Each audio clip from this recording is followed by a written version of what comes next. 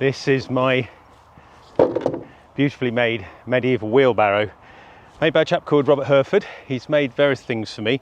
This is modelled after illustrations we see in things like books of hours, where we see people working, labouring. It's a flatbed wheelbarrow. It's made from found materials in many ways. The only really complicated bit is the wheel and the hub. It's a very simple axle, just a chunky bit of, I think in this case it's oak, and it just goes through two holes on the side panels. You'll notice the side panels are quite nicely curved, which means that in use it sort of has a sort of lowness to the ground, which is quite useful for loading things, I find. I don't use this in my ordinary everyday life, but I do use it occasionally, and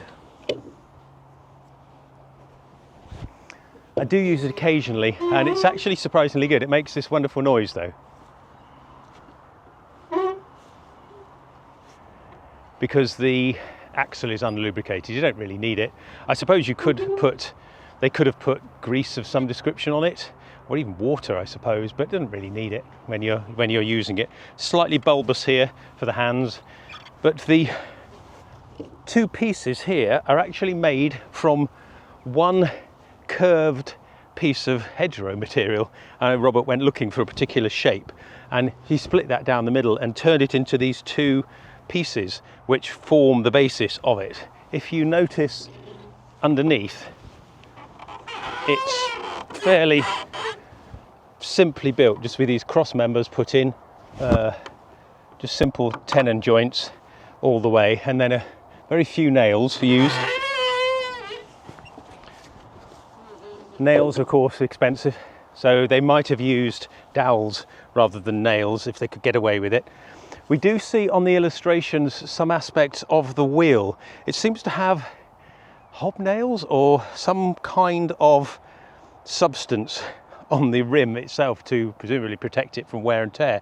I think the wheel was probably the most valuable parts of it, and if the wheel broke, that was a problem. It was going to cost you quite a lot of money from a wheelwright, specialist trade.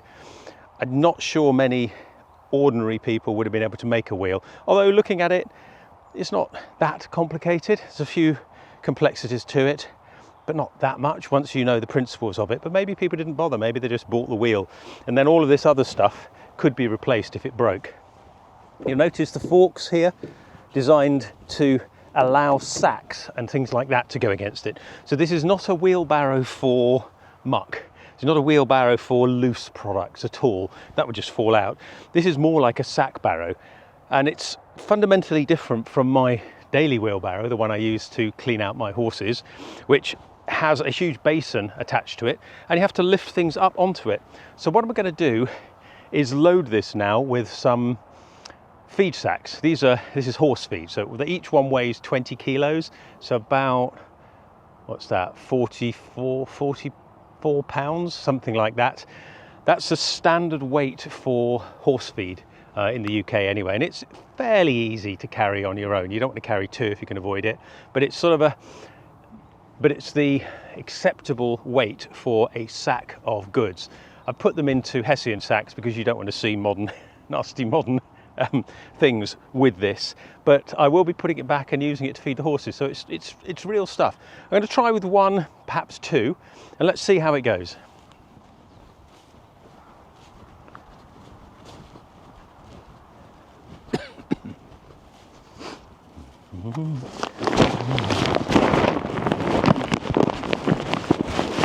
So here's a sack of feed. As I said, this is 20 kilos, 44 pounds. I can carry it reasonably easily. I wouldn't want to do a day's worth of work carrying this, lugging this around, but carrying it from one place to the other, not too difficult, but a bit of a pain actually. It's fairly heavy. So if I pop that on there, hardly makes a difference actually. The wheelbarrow itself is fairly hefty. The wheelbarrow weighs around, I didn't really weigh it, but lifting it, kind of something like 30 kilos. So it's a fairly hefty piece of kit. But Adding 20 to it, it's not really noticeable. Let me put some more sacks of food on it. If you're interested, this is what's called a veteran mix for older horses. As you know, I've got some older horses, and this is what I feed them. It's fairly low in material to get them all sort of excited, but it keeps their joints supple, keeps them going.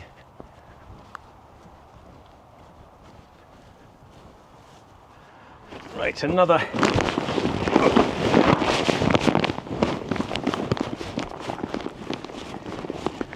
sack.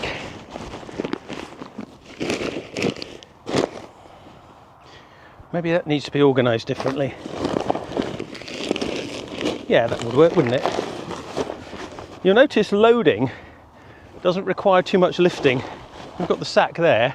To put it on the wheelbarrow, it's fairly easy. I don't actually have to lift it up and put it in something. I can just sort of swing it across. Should we get one more? Let's get one more.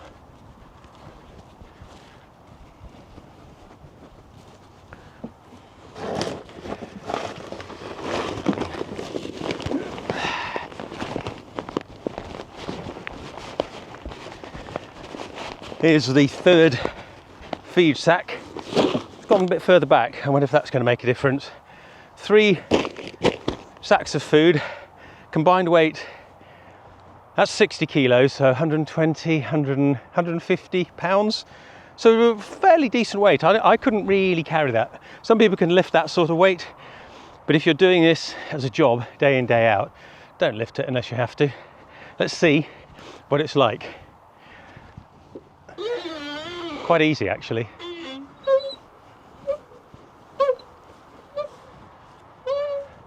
I wouldn't want to do this all the time, but you wouldn't want to go on a long distance hike with it, because that's 150 pounds, 60 kilos, plus the machine itself, probably. Yeah, it's getting on for a decent weight. There's no way I could lift that whole thing off the ground myself, but the leverage it gives us is actually surprisingly easy. So one could move this. I could probably put another sack on it quite relatively easily, and turning it around is also easy. It just spins on the front and push like this. And I suppose if you wanted to carry for long distances, you could have some kind of shoulder yoke. You could put a strap around there so that you weren't just hanging on your arms, so it could be on your whole body to push it. But this is surprisingly effective. It enabled people to do an awful lot more work with the same amount of effort in one day. Imagine moving things around in a mill or building site. That's what you want, something like this. Is this kind of wheelbarrow better than a modern wheelbarrow? No, but it is actually quite practical. It's a lot heavier. You could make it yourself, and it helps you do your work. It's definitely not better than a modern wheelbarrow. It's physically heavier in and of itself, but the design actually works quite nicely. It's got this organic curve to it, which I really like. It sits on the ground very low for loading things like sacks. Lousy for tipping though. If this was filled with muck, you wouldn't be able to tip it very well, so it's not designed for that. There are modern equivalents to this, but they are typically flat. Most modern things are built with straight wood in particular, and so everything gets made in straight lines. Well, the natural world's not like that, so you get this wonderful curve to the actual material itself and to the shape of it, and it feels wonderfully organic. It's got a lovely sound to it as well. Perhaps that would make you really cross after a long day of squeaky wheels, so maybe you would have lubricated them, put water on them, just a bit of bacon grease or fat or whatever you had. Yeah, probably plant materials might actually lubricate it as well, stop that squeaking, but why bother? You're just going backwards and forwards. So this sort of thing is seen on the Luttrell Psalter and many other books of hours where you see people labouring. They're obviously very, not different designs, but they're obviously custom built. They're built to an individual's, well, to fit the material, quite frankly. If you had a shorter piece of wood, you'd make a shorter one. There weren't factories that built these as such. I'm sure the wheelwright was making wheels, selling them to people, and then they had to put together their own wheelbarrow. I wonder if they had competitions about who had the sleekest looking best wheelbarrow. I bet there was a bit of wheelbarrow envy for one that worked particularly well or that was particularly lightweight. But again, disposable. If it breaks, you can replace pieces. If at the end of its life it starts to rot, which probably wouldn't happen if it was kept in reasonably dry conditions, you can burn it and then it gets totally recycled. So almost none of this kind of peasant equipment actually survives because it simply wasn't seen as important. This is a farming tool. This is just a tool for people to carry sacks to and from the mill or the workplace or the farm without actually having to carry the sack themselves. Very simple and rather wonderful. I'm going to go for a bit of a walk with slightly less on it, just to show you what it's like from my perspective when I'm pushing the wheelbarrow, what it sounds like. If you're interested in dimensions, it's 2.5 feet wide at this end, and it is 1, 2, 3, 8 or 9 feet long, slightly wider here, really designed to fit my shoulders and arms, so I can do that. I don't have to do too much. It could go a bit narrower, but it seems to work quite nicely like that, and does create a bit of an apex shape with the wheel at the front there.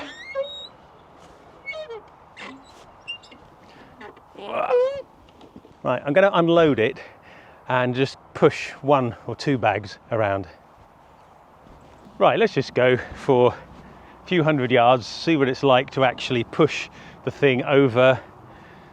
Well, it's grass, it's fairly rugged terrain, and it hasn't got huge divots and rocks in it, but it's tough, tussocky grass. Wow, that's easy.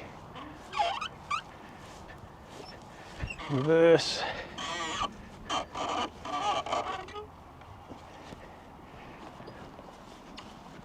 Fairly easy to manoeuvre. You wouldn't want to get it through, you get it through a doorway, but you're not going to go sideways. And it has got a reasonable turning circle because you have to just circuit, you have to spin it on the front wheel, which is right at the very front. It's not very difficult, so let's go see what happens.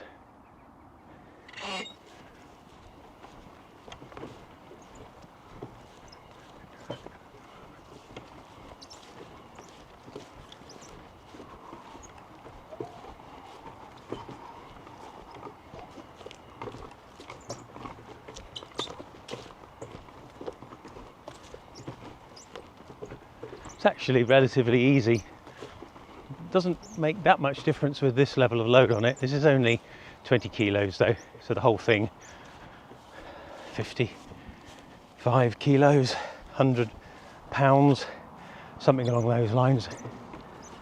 120, is it 2.2 pounds to the kilo? That's it roughly.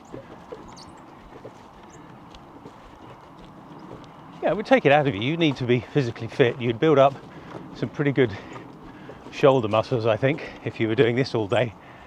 But it makes things an awful lot easier than carrying by hand, especially if you're going up and down slopes and all sorts.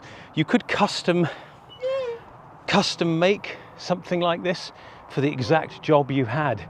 It would take you a morning if you knew what you were doing, and then you've got yourself a device that could do specifically the job you need it to do. In this case, this one's fairly generic. It's like a sack truck.